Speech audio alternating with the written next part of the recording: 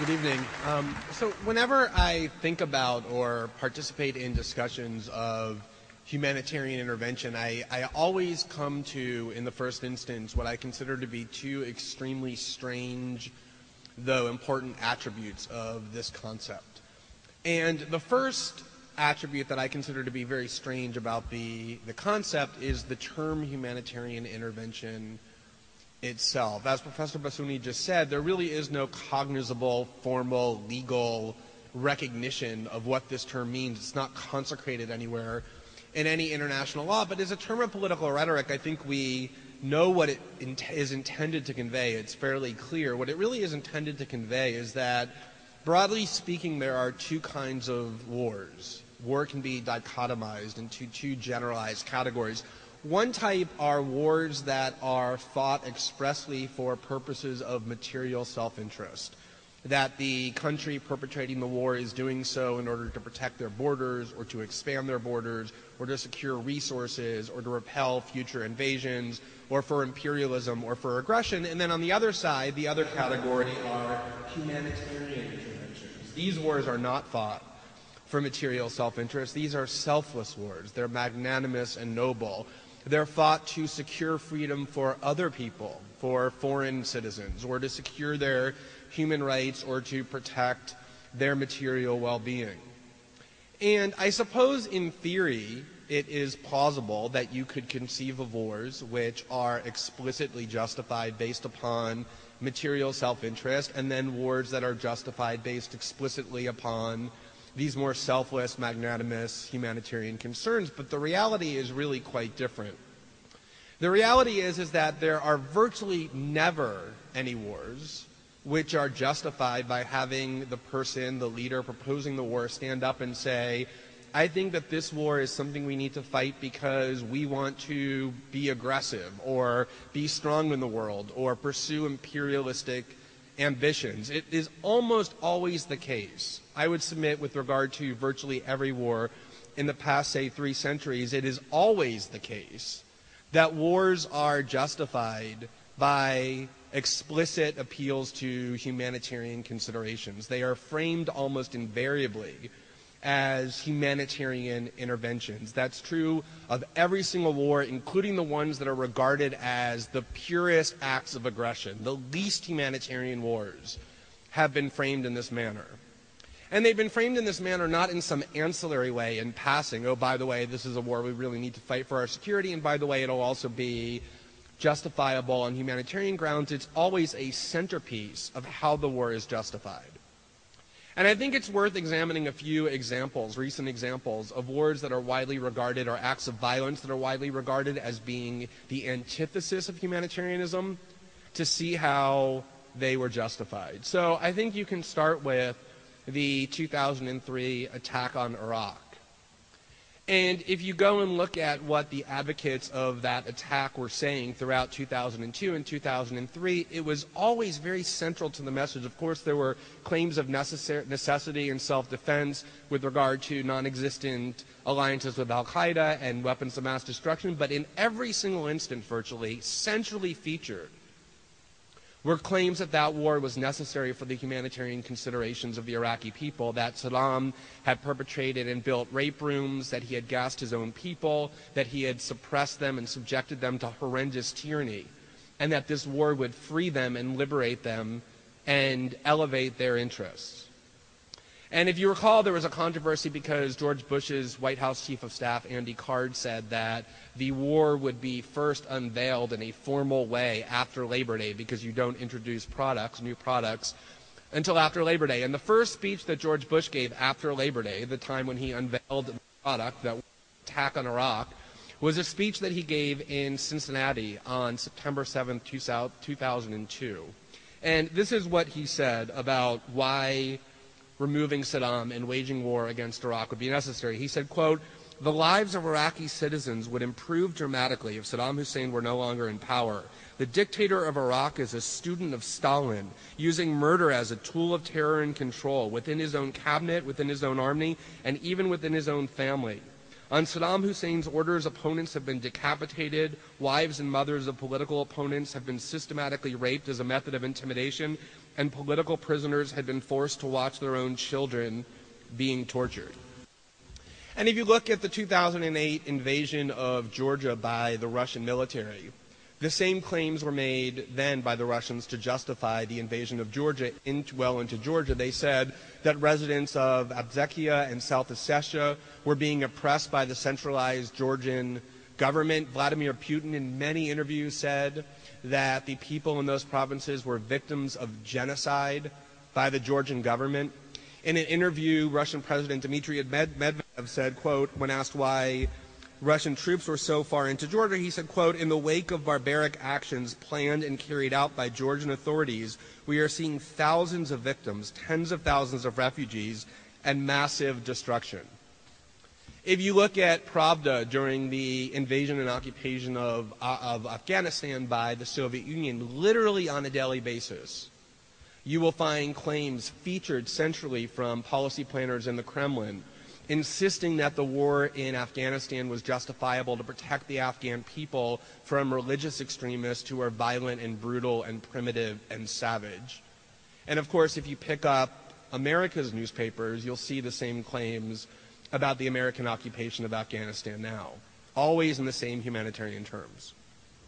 And these rhetorical tactics are not at all confined to superpowers.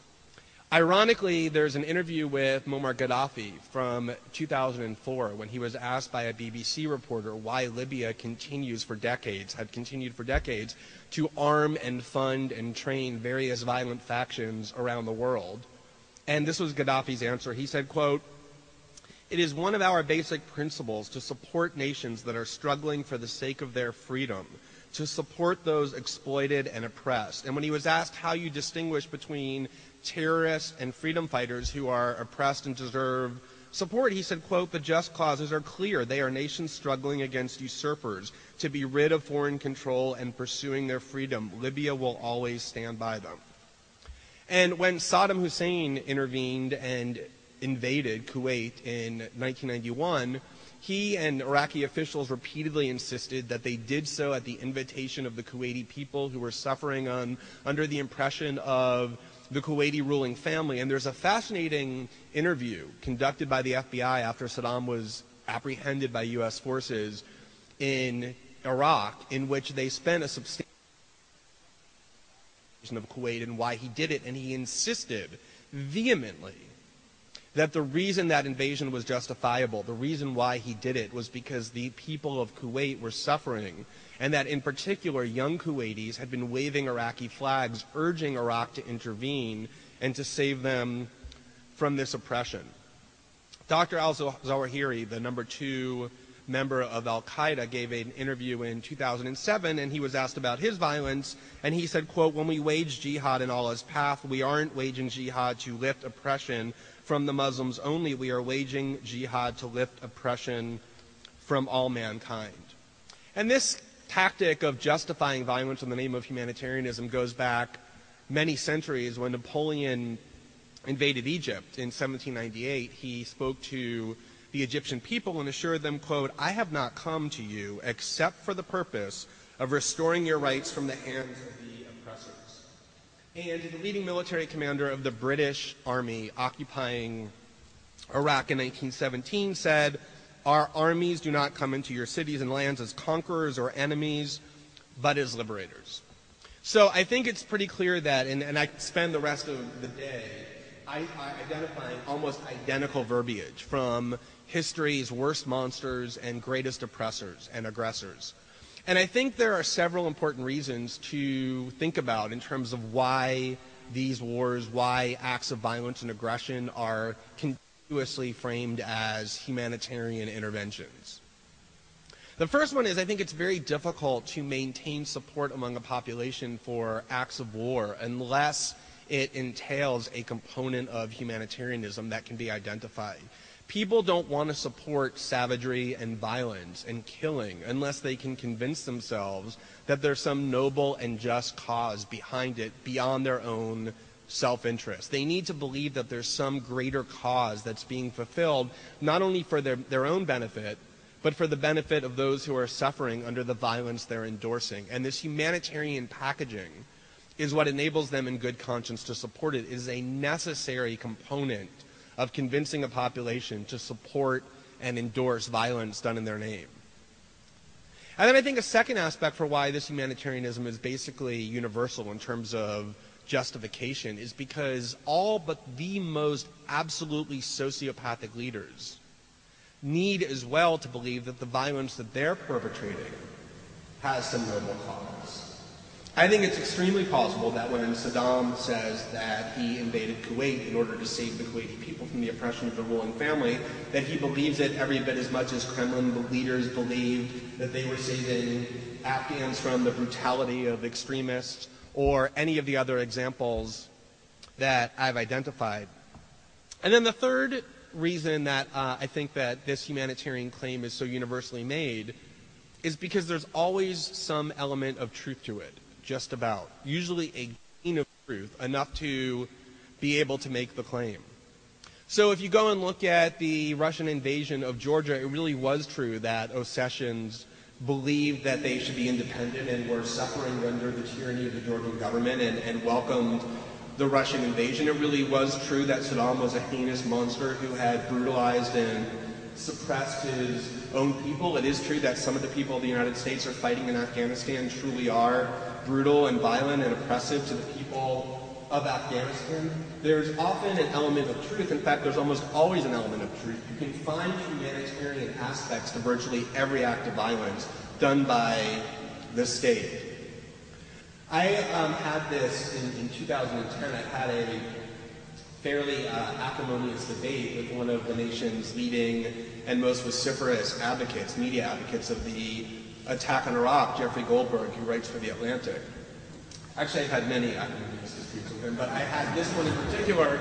I remember I was having a debate with him about the Iraq War and about his advocacy for the Iraq War, and he wrote this response to something I'd written, and he said that he had just gotten off the phone with the Prime Minister of the Iraqi Kurds, the leader of the Iraqi Kurds, and that they had both agreed that I should come to speak to the Kurds to explain why the war in Iraq was so heinous. The implication being that since there were many Kurds who believed that their lot had been improved by the invasion of Iraq, that some attack was undermined.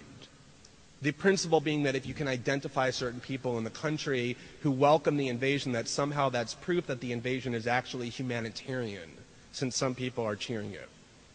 And one of the things that I said in response was I didn't need to go speak to the Kurds to know that there were people in Iraq, including the Kurds, who benefited from the invasion of Iraq. There are always people in any society that will benefit when you remove a country's leadership and destroy its infrastructure, the people who benefit in the aftermath. And I went through all the examples that I just identified in which, in each one of those instances, it really is the case that there are people in those countries, even those worst acts of aggression, who welcome the aggression because they benefit in some way. And one of the examples that I gave in order to make this point and highlight the universality of humanitarianism is that even the Germans in World War II continuously made this claim and even made it to some degree of truth. So when the Germans invaded Czechoslovakia and Austria, there really were citizens, Sudeten citizens, who were of Germanic descent who welcomed the invasion of Germany. And you can go and look at Nazi propaganda during World War II, which constantly displays images of things like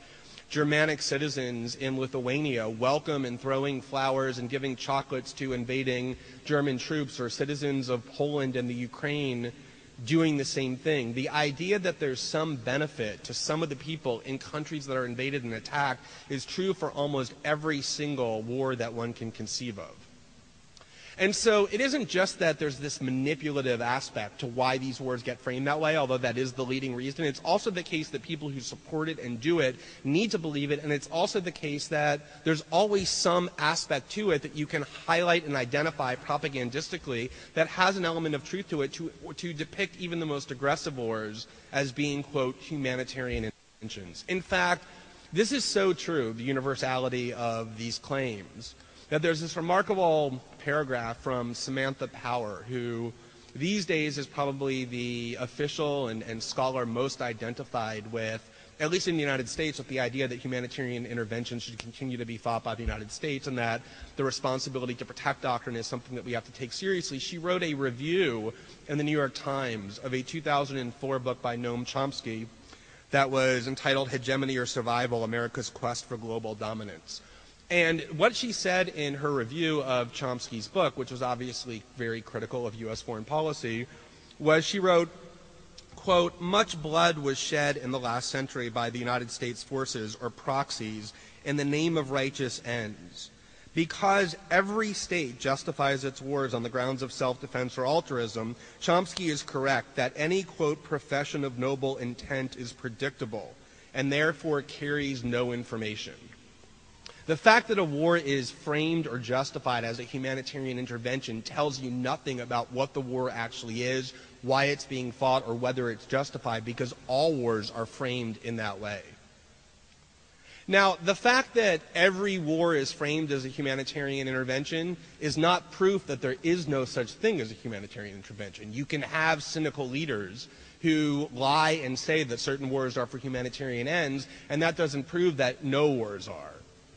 And it's possible that you could have some reasonable debate about whether isolated military actions really were motivated at their core by humanitarianism, or whether that was even the effect of certain other wars. But whatever else is true, it is not the case that there's some subset or special species of war that is justified by appeal to humanitarianism. All wars are justified that way, and I think that requires, that mandates, a very high level of skepticism whenever invasions or military actions are proposed based upon this rationale.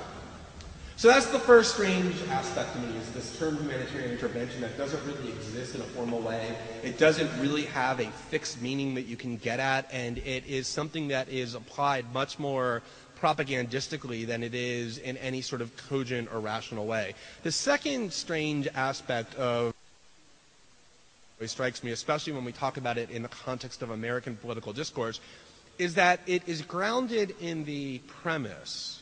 It's grounded in this premise, the premise being that the United States government profoundly objects to and even considers it intolerable for a foreign government to oppress its people or to engage in violence against its people, and simply cannot stand by when that happens. That, to me, is an extremely strange premise for all kinds of reasons. And just to see how grounded humanitarian wars are in that premise, I just want to look at one part of what President Obama said when he decided to explain to the American people why the United States had involved itself in Libya. He finally got around to explaining this a week or so after the war had started and American planes were over there. And he went on television, he gave a speech, and he said, one of the things he said was, broadening our military mission to include regime change would be a mistake. We were not there to militarily remove Gaddafi or to engage in regime change. He said we were there purely for humanitarian goals. And what he said about that was, quote, to brush aside America's responsibility as a leader and, more profoundly, our responsibilities to our fellow human beings would have been a betrayal of who we are. Some nations may be able to turn a blind eye to atrocities in other countries, but not the United States. The United States is different. And he also went on to say that the United States just simply cannot stand idly by while a government oppresses its own people. And the reason that it was so remarkable to hear the president say that, and the reason it's so remarkable whenever humanitarian intervention is justified, grounded in this precept, which it almost always is that it's obvious and beyond dispute that the United States isn't the slightest bit bothered by governments that oppress its own people or engage in violence against its own people. In fact, the United States adores governments that do that. And in fact, not only does the United States adore governments that do that, the policy of the Middle East, of the Arab and Muslim world, from the United States perspective, has long been to ensure that these countries will be governed by regimes that specifically suppress their citizenry to avoid having the views of those citizenry dominate and shape American policy. And it's amazing to listen to people who advocate humanitarian intervention do so by simply assuming, as though it's self-evidently true, that this is the perspective of the United States, that it cannot stand idly by while countries oppress their own citizens. One of the most remarkable and most extreme media detachments from reality in American political discourse, and that, of course, is saying a lot, but to me, one of the most striking examples in the past decade was during what the American media called the Arab Spring. Because what essentially happened was that the rebellions that took place throughout those Arab countries got cast in very moralistic terms by the media because, for the most part, that was the only decent and rational way to see them. That on the one side you had the forces of good, which were these long oppressed citizens of these countries, fighting valiantly and bravely against the evil villains, the dictators who had long suppressed them. And this was really the media narrative that got continuously propagated and shaped how the media covered the Arab Spring. And it was actually really quite true. But the remarkable thing about it was that all of that they managed to describe it this way continuously and to talk about it this way continuously, that, of course, all Americans are rooting for and cheering for the forces of democracy who are fighting against these evil, villainous dictators, without ever really mentioning, oh, and by the way, many, in fact, most of those dictators are ones that the United States has for decades funded and propped up and armed and trained and supported. And it was often, there would be occasionally embarrassing instances when, in Tahrir Square, when Americans had focused on Tahrir Square as sort of the symbol of the fight for democracy, when the people who had gathered there were tear gassed by the Egyptian military and the tear gas canisters said "Made in the USA." That was a little bit embarrassing, and you saw people having to try and sort of explain that away, but by and large that fact was ignored. And that's really what explains this idea that people who are perfectly well-intentioned and in good faith can actually advocate humanitarian intervention based on this notion that the United States cannot stand idly by and allow governments to suppress or attack its own people, even after we continue to this day to support countries and governments like the one in Saudi Arabia that helped Bahrain engage in violence against its citizens fighting for democracy, or who stood by Mubarak until the very last minute when his fall became inevitable. That, to me, also is a very strange aspect of humanitarian intervention in the discussions that we have about it. Now, one thing I want to say about motives and the motives that drive wars is I think it's very difficult to identify with any exactitude or any precision what motivates a war. There's lots of talk and debate and bafflement, I think, still in the United States about why is it that the United States really did go to war against Iraq? What actually motivated the attack? Was it the fact that there was a perception that it would secure oil interest in that vital oil country? Was it due to some allegiance to perceived Israeli interests? Was it because there was a desire for vengeance on the part of the country after 9/11? Was it because George Bush wanted to feel powerful and strong or seek vengeance on the leader who he thought had killed his father? Was it that it would make a good media show and rally the citizenry behind the presidency? It's very difficult to isolate any one of those motives and say what the motive is, and in part that's probably because those motives all played a role in the attack, because in order for the United States to go to war, many different factions need to be coalesced behind the war, and many of those factions probably have different motives for why they're willing to do so. So it's hard to say what actually motivates a particular war. You could look at the war in Libya, and the reason why I think Libya is so important in terms of understanding humanitarian interventions is because Libya has now become sort of the patron saint of humanitarian intervention. It is really to humanitarian intervention what the 1991 Persian Gulf War was to wars and acts of aggression generally. It convinced Americans that it can be done very easily, very cleanly, very nobly.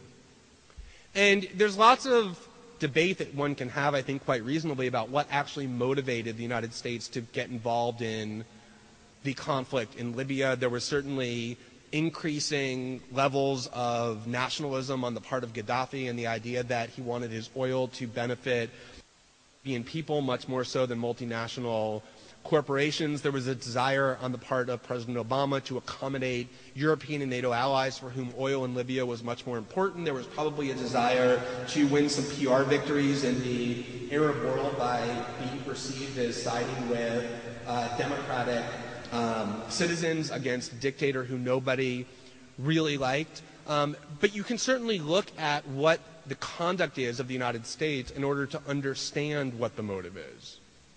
And what's really quite amazing to me is if you look at the loudest advocates of the intervention in Libya, what you'll find is that they were extremely vocal in the lead up to the United States' involvement in that war. They were writing op-eds, they were appearing on television, they were very self-righteous in their insistence that this war needed to be fought. And then once Gaddafi was actually killed, they were even more vocal in their declarations of victory and in the praise that they were lavishing on themselves, that they had saved the Libyan people from this brutal dictator. And yet since that time, you've heard almost nothing from the leading advocates of the involvement in Libya as that country has disintegrated into increasingly savage and brutal fighting by militias and lawlessness, as massive detention and torture have spread throughout that country, as evidence of civilian casualties from NATO bombings now is very well documented from the UN and from Amnesty and others. You have almost zero interest on the part of the people who advocated this intervention on humanitarian grounds in terms of what is actually happening in Libya. And I think that gives very clear insight into whether or not those claims of humanitarian motives were actually authentic. And I think it's really important to keep in mind, as well, as the United States talks about what is proposed to be the next form of humanitarian intervention, the one that people point to Libya in order to justify, and that is intervention in Syria. Like I said, there's always an element of truth to the humanitarian argument. It really was true that Gaddafi had oppressed the people of Libya for 40 years. It really is true that the Assad regime is engaged in horrific violence against innocent civilians. And yet if you look at American political discourse throughout the last decade, well before Assad started murdering the people of Syria, you see very many of the same people who are now advocating military action in Syria having done so long before this happened. Just like you saw advocates of the attack on Iraq in 2003 having done it long before its justification, 9/11, actually took place. There's an amazing speech that was given by General Wesley Clark in 2007 in which he recounted a visit that he paid to the Pentagon in the immediate aftermath of the 9/11 attacks. And an officer, a fairly senior officer in the Pentagon, ran up to him when he saw General Clark and said, "You're not going to believe this, but we're actually planning on attacking Iraq." And why would we attack Iraq? Iraq has nothing to do with the 9/11 attacks. And the officer said, "I have no idea." And Clark says he went back 2 weeks later or 3 weeks later to the Pentagon and saw the same officer and said, "So what's going on? Is the plan still to attack Iraq?" And this is what Clark said about what he was told by this officer. The officer said, "Sir, it's worse than that." He said, he pulled up a piece of paper off his desk. He said, "I just got this memo from the Secretary of Defense's office. It says we're going to attack and destroy the governments in 7 countries in 5 years. We're going to start with Iraq, and then we're going to move to Syria, Lebanon, Libya, Somalia, Sudan, and Iran." And it's really quite notable because in virtually every one of those countries, the United States has since engaged in military action, usually justified under the name of humanitarianism. Now, the last point I want to make about humanitarian interventions is that even if you assume the best possible motives, even if you assume that people who are justifying these wars by appeals to humanitarianism are being incredibly and purely sincere about why they favor military action there, and there certainly were lots of people who advocated involvement in Libya for the right reasons, because they genuinely believed that protecting the residents of Libya from assault from Muammar Gaddafi was a noble and justified thing to do, just as there were people who advocated the war in Iraq because they believed that the Iraqi people should be liberated from an even worse monster in Saddam Hussein. Even if you assume purely authentic and genuine motives, there's still the very important question about what the U.S. military is built and designed to do and what it is capable of doing. The United States military is not built and designed as a charity or to construct societies. It's built as a force of destruction. And if you deploy the U.S. military, no matter what the aims or ends are, what it's going to do is very predictable. It's going to kill people and it's going to destroy. And even beyond just what it's designed to do is what it's capable of doing, what its area of competence is. The idea that the United States military is able to go to very old countries with very complex societies that have all kinds of long-standing disputes and tensions, the way most societies do, including the United States, and will be able to go there and navigate and control the outcome is incredibly naive at best. So even if you think the motive is pure, if you want to assume that we're really there for humanitarian goals, there's still a very serious question that gets very significantly underplayed, which is, does the United States military have the power really to do anything other than destroy and kill? And even if it did, would it know how to do anything remotely necessary to achieve humanitarian outcomes? The final point I want to make is a brief one, which is, in American political discourse, there's a phrase that gets bandied around all the time that nobody takes seriously any longer, which is, oh, war is a last resort. I mean, you cannot look at American history over the past 5 decades and believe that that phrase has any value or significance other than as a cursory slogan to which people pay lip service. But I think even people who are sufficiently cynical of the way in which that term is used and who believe genuinely that it should be taken more seriously, that war really should be a last resort, meaning that it should never, ever be commenced unless it is absolutely necessary and every single other conceivable alternative has been completely exhausted, which is what war as a last resort actually means.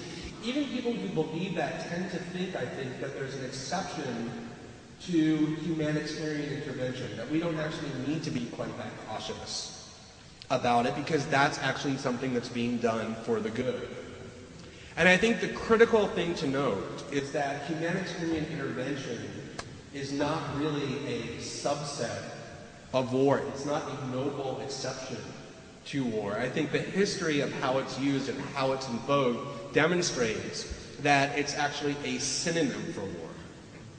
And therefore, all of the reluctance and all of the caution that's needed for war generally applies every bit as much to this sort of new invented term called humanitarian intervention, which is really designed to make war an easier pill to swallow. Thanks very much.